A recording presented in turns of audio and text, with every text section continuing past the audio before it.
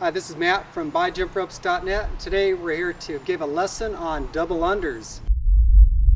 I'd like to invite Heather in. This is Heather Turner. She's an ex-world champion jump roper and grand national champion. And we're going to talk about proper form for jump roping, doing double unders. First of all, she's going to put her hands by her hips, proper form. And as she turns that rope, she's going to have her hands in a ready position. And as she turns that rope over her head, she's going to land on the balls of her feet. So go ahead, Heather, doing some regular jumps. And then she's bounding into some double unders. Notice her posture is straight up and down, using her glutes and her hamstrings to absorb that shock. She's not jumping super high off the ground because she's real proficient. There are some inefficient moves that hamper CrossFitters from doing double unders, and one of them is piking. Piking is where your feet come out front, using your core muscles to pull in. To help with that, because that can be a real hard habit to break, try to keep your chest up real high as you're jumping. That will help eliminate that. The other movement is called a donkey kick. It's where you're kicking your legs back. It's just real inefficient moves that hamper doing double unders properly. So Heather, let me ask you, what type of things, you're a CrossFitter, what type of things is important for CrossFitters to know doing double unders? The more efficient you can do the movement, the better your time will be in CrossFit. Okay, so let's talk about how to get to that point where you become a great double under. I'm going to have Heather put the rope down first. We're going to work on what's called bounding. Bounding is that jump you do during double unders that's different from a single bounce. So Heather, go ahead and just do a single bounce like you would with the normal jump rope. And then now show the difference what a bound looks like for a double unders. And you can do that over and over and over. So practice that over and over and over. You're developing a rhythm. Doing double unders is all about developing rhythm, over and over, reproducible movements.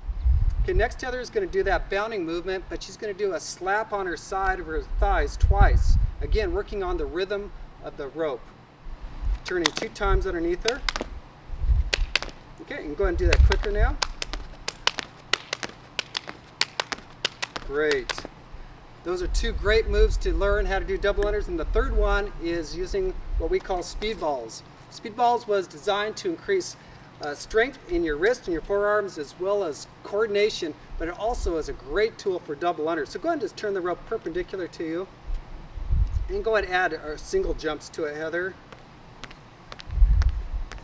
Okay, now she's going to add double unders to it.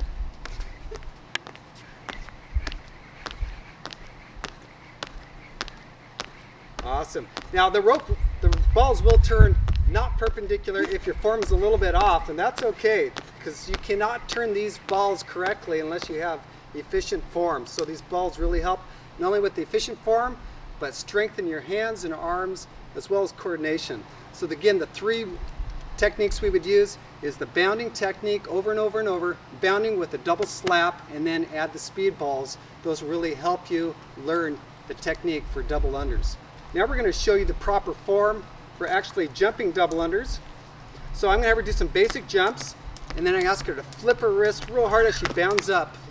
Good, try that again. Regular jumps, helps with the timing. Well done.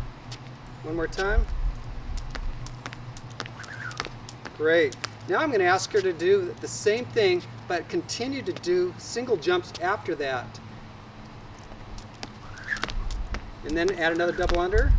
So she's going to have 3 or 4 jumps in between each double under.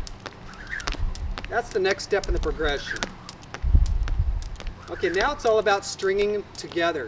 I'm going to ask Heather to do regular jumps and see if she can string one more jump, one more double under after the first double under. So she's going to do 2 bounds in a row. Notice how easy it looks for Heather. It looks easy because it is easy. Now it's not easy for everybody, and if you haven't learned, it's very difficult. But because Heather has learned the basics, it has become a very easy movement for her, something she can reproduce at any time. With a little practice and hard work, if you're consistent, you can do it also.